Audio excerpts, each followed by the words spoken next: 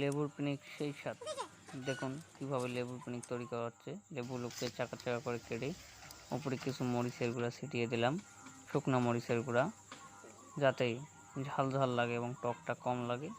এবং সাথে সুন্দর বিট লবণগুলো দিয়ে দেব, বাজারের যে সাদা লবণ আছে সেটি দিয়ে দেবো একটু করে, চারদিকে ছড়িয়ে ছিটিয়ে মাখিয়ে নেব। এবং এরপরেই দেব একটু চিনিগুলো খুব ভালোভাবে মিশিয়ে নেব এবং এরপরেই খাওয়া দাওয়া শুরু। বিসমিল্লাহ।